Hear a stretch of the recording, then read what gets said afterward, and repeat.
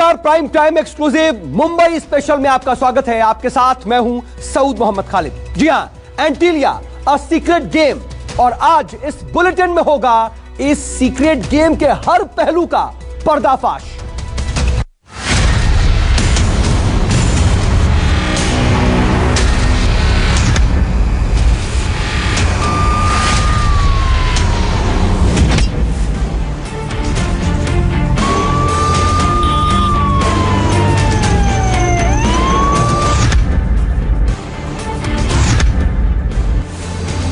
मुंबई के लिए सबसे बड़ी मिस्ट्री बन चुके एंटीलिया विस्फोटक केस की पहेली अब सुलझने वाली है, क्योंकि मनसुख हिरेन के मौत के चैप्टर से अब पर्दा उठ चुका है। सूत्रों से पता चला है कि यह मौत नहीं बल्कि मर्डर है। यहां तक कि इस केस में शामिल सभी के चेहरे अब बेनकाब हो गए हैं। कब, कहां, कितने लोगों ने मिलकर इसकी स्क्रिप्ट लिखी, न्यूज़ 24 आज उनके चेहरे से नकाब उठाएगा।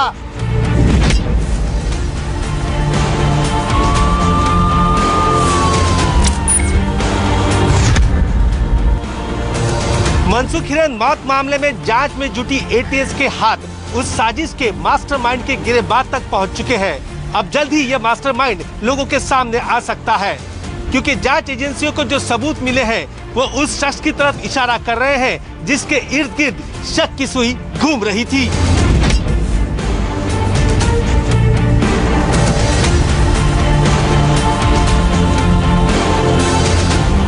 एटीएस की जांच में बहुत बड़ा खुलासा हुआ है। मनसुख हिरेन इस पूरे साजिश में सिर्फ एक मोहरा निकला। उसे कठपुतली की तरह उंगलियों पर नचाया गया, जब चाहे जैसे चाहे उसका इस्तेमाल किया गया। 15 सिम कार्ड और एक व्हाट्सएप चैट ने इस पूरे साजिश से पर्दा उठा दिया है।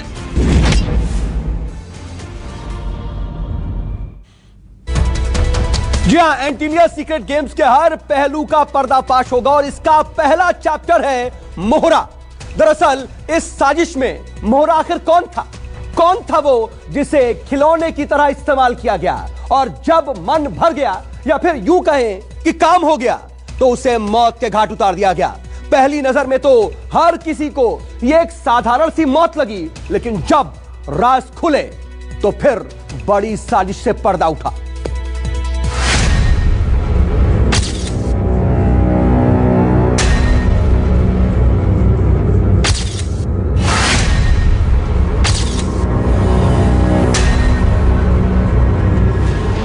एंटीलिया अ सीक्रेट गेम्स का राज अब खुलने वाला है। मुंबई की सबसे बड़ी मिस्ट्री से पर्दा उठने ही वाला है। मनसुख से लेकर फाजे तक साजिश में हर किरदार की भूमिका डिकोड होने वाली है। मनसुख हिरेन को क्यों मारा गया? क्या मनसुख हिरेन सिर्फ एक मोहरा था? मनसुख किसके इशारे पर काम कर रहा था? मनसुख की मौत का एंटीलिया कनेक्शन क्या है? अब इन सब सवालों का जवाब मिल गया है। एंटीलिया के मिस्ट्री के मोहरे और मास्टरमाइंड दोनों से पर्दा उठ गया है। मनसुख की मौत से जुड़ा वो राज बेपर्दा हो चुका है, जिससे मनसुख की मौत नहीं बल्कि मर्डर वाली थ्योरी पर मुहर लगा दी है, वो भी पूरी प्लानिंग और होमवर्क के साथ। न्यूज़ 24 को सूत्रों से जो एक्सक्लूसिव जानकारी मिली है उसके मुताबिक 2 मार्च को मनसुख की हत्या की साजिश रची गई। साजिश के लिए होमवर्क कहां किया गया? जब आप ये सुनेंगे तो चौंक उठेंगे। हत्या की साजिश पुलिस मुख्यालय की 4 दीवारी के भीतर रची गई। इसके लिए जो मीटिंग हुई उसमें मुंबई पुलिस के निलंबित अधिकारी सचिन वाजे के साथ 2 और लोग भी मौजूद थे। हालांकि ये 2 लोग कौन थे ये अब तक साफ नहीं हुआ है। इस पूरे हत्याकांड को 1-2 नहीं बल्कि 11 से ज्यादा लोगों ने मिलकर अंजाम दिया। केस में एटीएस ने जिस विनायक शिंदे नाम के पुलिस कांस्टेबल रहे शख्स को पकड़ा, उसके सामने ही मनसुख को मौत के घाट उतारा गया। जब मौका वारदात पर मर्डर को अंजाम दिया गया, 3 बाकी लोग कार से बैठकर मौत का ये पूरा मंजर देख रहे थे। न्यूज़ 24 को सूत्रों से मिली इस एक्सक्लूसिव जानकारी में ये सब बातें निकलकर सामने आई हैं। अब कैसे कैसे और किस तरीके से मनसुख को मौत की नींद सुलाया गया। एटीएस की टीम ये जानने के लिए ठाणे के रेती बंदर में उस जगह पर पहुंची जहां इस वारदात को अपने अंजाम तक पहुंचाया गया। टीम के साथ आरोपी विनायक शिंदे भी मौजूद था। महाराष्ट्र एटीएस ने मनसुख हिरेन मामले में 2 लोगों को गिरफ्तार किया है। आरोपियों को लेकर आप देख सकते हैं पहुंची हुई है रेती बंदर, जहां पर मनसुख हिरेन की डेड बॉडी बरामद हुई थी। ये आरोपी हैं, इन्हें महाराष्ट्र एटीएस ने कल ही गिरफ्तार किया हुआ है। महाराष्ट्र एटीएस यह जानना चाहती है कि आखिर किस तरह से पूरी साजिश को अंजाम दिया गया था। इसी को जानने के लिए महाराष्ट्र एटीएस की जो टीम है वो यहाँ पर पहुंची हुई है। आपको बता दें, महाराष्ट्र एटीएस को जो सबूत मिले हैं उसके आधार पर ये पूरी गिरफ्तारी हुई है, जहां पर भोरे नाम के शख्स जो बुकी है उसे गिरफ्तार किया गया है। उसके साथ साथ विनायक शिंदे नाम के जो पूर्व कांस्टेबल हैं मुंबई पुलिस के, उन्हें गिरफ्तार किया गया है। इन सभी को एटीएस की जो टीम है वो देख सकते हैं यहाँ पर लेकर आई हुई है। यहाँ पर रिक्रिएशन किया जाएगा क्योंकि विनायक शिंदे वो शख्स हैं जो यहाँ पर घटना स्थल पर मौजूद थे और उस वक्त जब हत्याकांड को अंजाम दिया जा रहा था, मनसुख हिरेन को जब रेती बंदर के पास उनकी हत्या की जा रही थी तो विनायक शिंदे मौजूद थे। उन्होंने पूरे घटनाक्रम को देखा हुआ था। इसके साथ साथ आपको बता दें कि 3 और लोग मौजूद थे घटना स्थल पर, कार में मौजूद थे। तो ऐसे में यह जानना चाहती है एटीएस कि किस तरीके से हत्याकांड को अंजाम दिया गया था। वो 3 लोग कौन थे जो कार में मौजूद थे। आप देख सकते हैं यहाँ पर किस तरह से एटीएस की जो टीम है वो जानना चाहती है कि किस तरह से इस पूरे हत्याकांड को अंजाम दिया गया था। विनायक शिंदे आपको साफ तौर पर तस्वीरों में टी-शर्ट में नजर आ जाएंगे।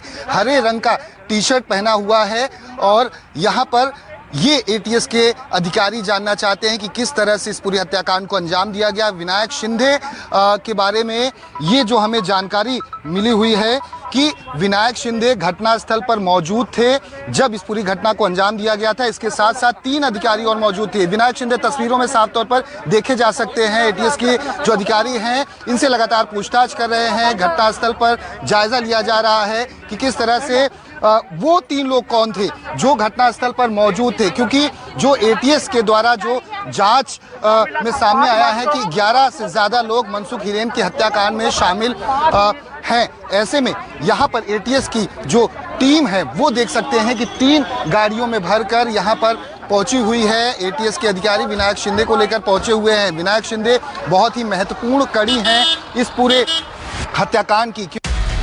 यहाँ एटीएस की टीम ने हत्याकांड के पूरे सीन को रिक्रिएट किया। ये जानने की कोशिश की गई कि कैसे मनसुख की हत्या हुई। मनसुख हिरेन हत्याकांड मामले में महाराष्ट्र एटीएस को बड़ी कामयाबी हाथ लगी है।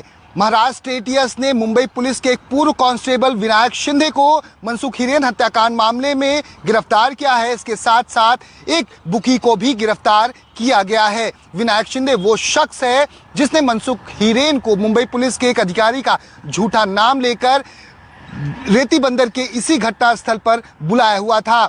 विनायक शिंदे को महाराष्ट्र एटीएस की जो टीम है वो इसी घटना स्थल पर लाकर रिक्रिएशन करती है और जानने की कोशिश करती है कि किस तरह से विनायक शिंदे चश्मदीद है इस पूरे हत्याकांड का और उसने क्या कुछ उस रात को देखा था जब उसने 8 से 8:30 के बजे के बीच में उस मनसुख को यहाँ पर बुलाया हुआ था। विनायक शिंदे ने बताया कि किस तरह से इसी खाड़ी में जो पानी दिख रहा है यहाँ पर लाश को फेंका गया था। ऐसे में यह जानने की कोशिश एटीएस के द्वारा लगातार की जा रही है। इसके साथ साथ आपको बता दें कि विनायक शिंदे को इससे पहले यहाँ पर लाने से पहले सचिन वाजे के घर पर ले जाकर वहाँ पर जांच की गई। इसके साथ साथ उसके कलवा स्थित घर पर भी ले जाकर जांच की गई। एटीएस को विनायक शिंदे के घर से वो प्रिंटिंग मशीन भी बरामद हुई है जो एंटीलिया विस्फोटक मामले में एक थ्रेट लेटर उसी प्रिंटिंग मशीन से लिखा गया था। ऐसे में हर उस एंगल पर इस वक्त जांच की जा रही है। महाराष्ट्र एटीएस के सूत्रों से मिली जानकारी के मुताबिक इस पूरे हत्याकांड में 11 लोग शामिल हैं या उससे ज़्यादा लोग शामिल हैं। वहीं इस पूरे हत्याकांड की जो साजिश है वो मुंबई पुलिस के मुख्यालय में रची गई, जहां पर सचिन वाजे के साथ 2 और अन्य लोग मौजूद थे। अब तक एटीएस की टीम गिरफ्तार पूर्व पुलिस कांस्टेबल विनायक शिंदे को 3 अलग अलग जगहों पर ले जाकर सुराग हासिल करने की कोशिश कर चुकी है। पहला सचिन वाजे के घर, दूसरा ठाणे के कलवा में खुद विनायक शिंदे के घर, तीसरा रेती बंदर मुंब्रा घटना स्थल। जांच एजेंसी को कलवा में विनायक शिंदे के घर से वो मशीन भी बरामद हो गई जिसके जरिए मुकेश अंबानी को भेजा गया धमकी वाला लेटर तैयार किया गया। एक तरफ मनसुख की मौत की तस्वीर साफ हुई तो एंटीलिया की पहेली भी सुलझती दिख रही है। सूत्रों के मुताबिक 16 फरवरी से 20 फरवरी तक सचिन वाजे कुल 4 दिन मुंबई के एक बड़े होटल में रुके। एनआईए सूत्रों की मांगे तो एंटीलिया एपिसोड की पूरी प्लानिंग इसी होटल में हुई थी। एनआईए ने होटल का सीसीटीवी अपने कब्जे में लिया है। 16 फरवरी को वाजे इनोवा कार से होटल आते हैं जबकि 20 फरवरी को लैंड क्रूजर पराडो कार से होटल से निकल जाते हैं। होटल में रुकने के लिए फेक आईडी का इस्तेमाल किया गया। फेक आइडेंटिटी कार्ड पर सचिन वाजे ने फोटो तो अपनी ही रखी लेकिन नाम किसी और का लिखवाया था। एनआईए को होटल में वाजे 2 बैग ले जाते हुए दिखे थे। एनआईए सूत्रों के मुताबिक एक बैग में भारी मात्रा में कैश था। इसके अलावा एनआईए को 2 और गाड़ियों की तलाश है। साफ है अब ये मिस्ट्री सुलझने के कगार पर है। आगे हम आपको दिखाने वाले हैं केस में खुल जा सिम की थ्योरी क्या है। दीपक दुबे, मुंबई, न्यूज़ 24। तो पहला चैप्टर आपने मोहरा देखा लेकिन अब खुल जा सिम। जी हां, दरअसल इस सीक्रेट गेम का अगला चैप्टर है सिम। जी हां, इस साजिश में कुछ सिम कार्ड सामने आए हैं और इनसे जांच एजेंसियों को कई अहम सुराग मिल रहे हैं। सिम कार्ड्स में इस साजिश का पूरा डेटा भी कैद है। ये सिम कार्ड्स किससे बरामद हुए, किसके नाम पर लिए गए और कैसे कैसे इस्तेमाल हुआ इनका, देखिए अब इसी पर ये एक्सक्लूसिव रिपोर्ट।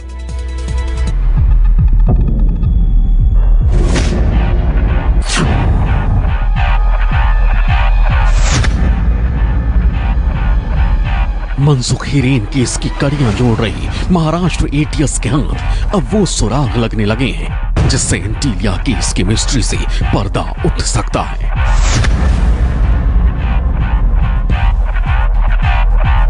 एनआईए और एटीएस की टीम के हाथ मास्टरमाइंड के गिरेबान तक पहुंचने वाले हैं। एक एक कर अब पता लगने लगा है कि पूरी साजिश कैसे रची गई, कहां रची गई, कौन कौन साजिश में शामिल था।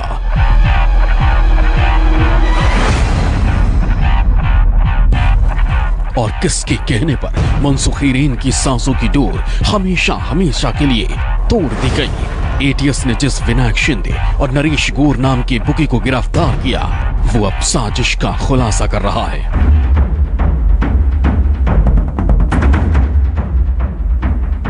सूत्रों के मुताबिक इस केस में एटीएस के हाथ जो सबूत लगे हैं उसमें सिम कार्ड और व्हाट्सएप कॉल से बहुत बड़ा खुलासा हो रहा है। महाराष्ट्र एटीएस ने टेक्निकल सपोर्ट लेते हुए ठाणे और घोड़बंदर इलाके के डंप डेटा को निकाला। इस दौरान एटीएस की टीम ने करीब 1000 नंबर्स को खंगाला, हालांकि इसमें कामयाबी हाथ नहीं लगी। इसके बाद एटीएस की टीम ने मनसुख हिरेन की आए सभी व्हाट्सएप कॉल की जांच की। 4 मार्च की रात 8 बजे से लेकर 8:30 बजे तक मनसुख हिरेन को कई व्हाट्सएप कॉल आए जिसमें मनसुख को आया आखिरी व्हाट्सएप कॉल एटीएस के लिए बेहद अहम कड़ी साबित हुआ। एटीएस अब उस शख्स की तलाश में थी जिसने खुद को कांदी वैली पुलिस स्टेशन का तावड़े बताकर मनसुख को कॉल किया था। हैरान करने वाली बात यह है कि नंबर अहमदाबाद में रजिस्टर किया गया। कड़ियां जुड़ती जा रही थी। इसके बाद एटीएस ने वहां रेड डाली जहां सट्टेबाज नरेश गोर दुबका हुआ था। नरेश गोर के पास से एटीएस ने 15 सिम कार्ड बरामद किए। नरेश गोर ने इस पूरे कांड के लिए एक सिम कार्ड सचिन वाजे और एक सिम कार्ड विनायक शिंदे को दिया। हैरान करने वाली बात ये थी कि इसी सिम कार्ड से वाजे लगातार विनायक शिंदे और मनसुख हिरेन से बात कर रहा था और यही वो सिम कार्ड था जिससे विनायक शिंदे तावड़े बनकर मनसुख हिरेन से बात करता था और मनसुख को मिलने बुलाया था। नरेश गोरे क्रिकेट बैटिंग का बड़ा मोहरा है। नरेश सचिन वाजे की साजिश का बड़ा खिलाड़ी बन गया था, लेकिन ये नरेश गोरे है कौन ये भी जान लीजिए। नरेश कोरे मुंबई का सट्टेबाज है। नरेश कोरे 2020 में फरलो पर जेल से बाहर आया था। बाहर निकलने के बाद नरेश बाजी के संपर्क में आया, जिसके बाद नरेश कोरे सचिन बाजी की साजिश का हिस्सा बन गया। सूत्रों के मुताबिक मनसुख हीरेन की हत्या से पहले मुंबई पुलिस मुख्यालय में मीटिंग की गई थी, जिसमें से 15 सिम कार्ड का इस्तेमाल इस तरह से किया गया था कि अगर मास्टरमाइंड पकड़ा जाए तो लूपहोल्स का झांसा देकर वो बच सके। और इन्हीं सिम कार्ड के जरिए मनसुख हीरेन की डेथ की मिस्ट्री पूरी लिखी गई थी। यहाँ तक कि मनसुख हीरेन को बुलाने के लिए मुंबई के कांदिवली के एक अधिकारी तावड़े के नाम का भी इस्तेमाल किया गया था।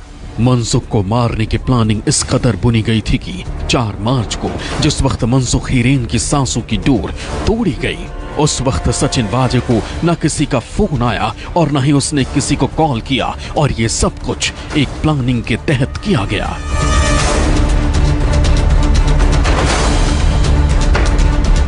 सूत्रों की माने तो सचिन बाजी ही वो शख्स था जो मनसुख को सच्चाई बताने से बरगला रहा था। 27 फरवरी को मनसुख हीरेन और उनके भाई विनोद हीरेन के बीच आपस में फोन पर बातचीत हुई थी, जिसका ऑडियो क्लिप महाराष्ट्र एटीएस के पास मौजूद है।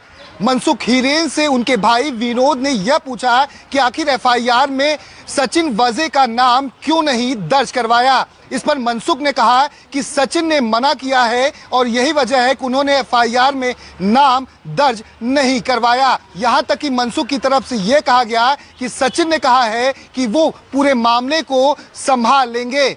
ऐसे में मनसुख का भाई विनोद मनसुख पर ही नाराज हो जाता है और यह कहता है कि आने वाले समय में एटीएस तुम्हें परेशान भी कर सकती है और पूछताछ भी कर सकती है। ऐसे में यह कहा जाता है मनसुख की तरफ से कि सचिन वजे हैं और उनके पास तमाम वो डॉक्यूमेंट्स मौजूद हैं, वो सब कुछ संभाल लेंगे। मनसुख हीरेन और उसके भाई विनोद की 27 फरवरी की बातचीत इस बात का सबसे बड़ा सबूत है कि सचिन बाजी ने कैसे मनसुख हीरेन की जुबान पर कब्जा कर लिया था। नींद हो गई क्या? क्या हुआ? अब नहीं जाना पड़ेगा, सारा स्टेटमेंट हो गया। स्टेटमेंट में क्या लिखवाया? वो गाड़ी सचिन बाजी भी चलाते थे, बताया ना स्टेटमेंट में। ऐसा नहीं लिखवाया। क्यों नहीं लिखवाया? सचिन बाजी ने कहा था कि वो गाड़ी चलाते थे, ये बात मत बताना। इस वजह से वो बात मैंने स्टेटमेंट में कही नहीं, तूने गलत लिखवाया है। इस पर कोई गड़बड़ी तो नहीं होगी ना? कुछ होगा नहीं, साहब के पास ही मामला है। एटीएस वाले भी जानकारी निकालेंगे, साहब के पास सब पेपर है, साहब ही मैंने, अब कुछ नहीं होगा। विनायक शिंदे और नरेश कोरे पुलिस की गिरफ्त में हैं। साजिश का हिस्सा रहे ये दोनों चेहरे अब सच्चाई उगल रहे हैं। मनसुख केस से पर्दा उठने के बाद अब एंटीलिया के ब्लाइंड केस पर बहुत जल्द बहुत बड़ा खुलासा होने वाला है। दीपक दुबे, न्यूज़ 24, मुंबई।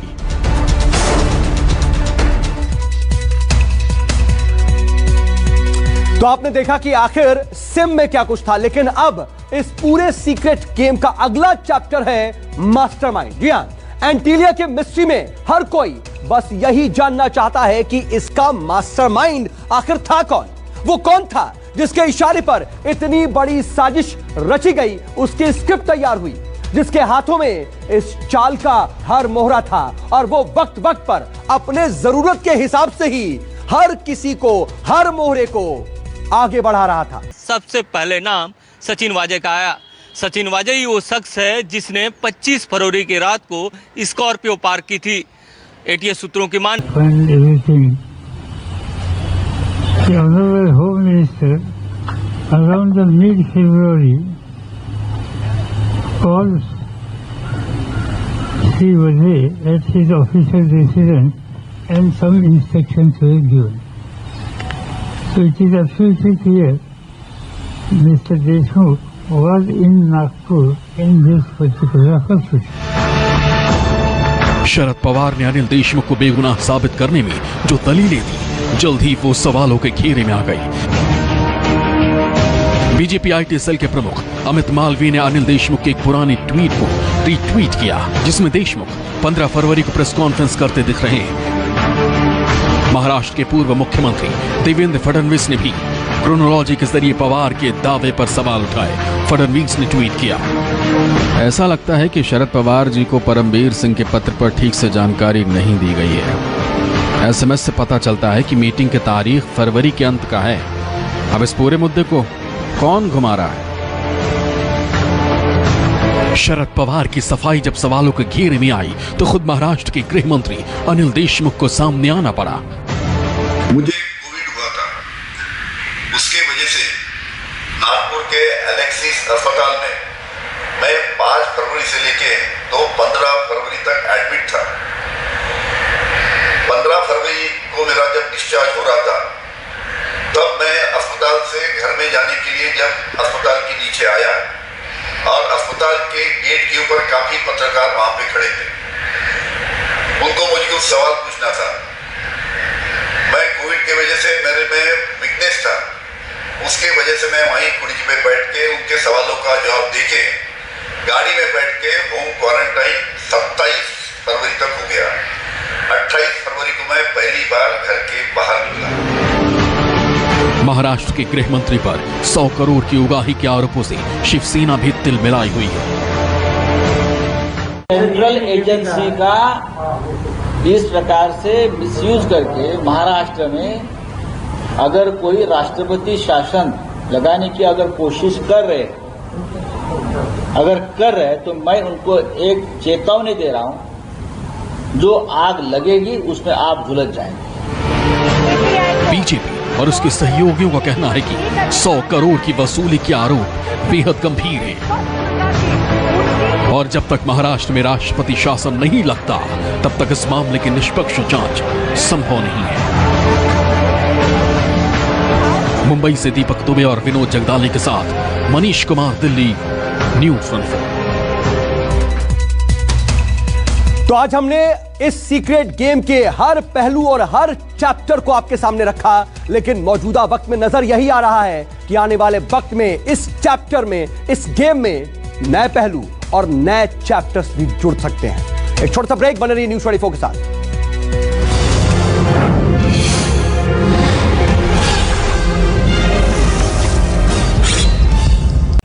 YouTube पर न्यूज़ 24 का परिवार अब 1 करोड़ का हो गया है। इस प्यार और भरोसे के लिए आपका तहे दिल से शुक्रिया। चाहे टीवी हो या सोशल मीडिया, हमारा वादा है हम यूं ही निष्पक्ष होकर पत्रकारिता का धर्म निभाते रहेंगे। यूं ही दिन रात आपके लिए सच्ची खबरें लाते रहेंगे। हम निष्पक्षता बनाए रखेंगे। बस आप अपना भरोसा बनाए रखिए और अपना साथ बनाए रखिए। एक बार फिर 1 करोड़ सब्सक्राइबर के लिए धन्यवाद। न्यूज़ 24, निष्पक्ष खबरें।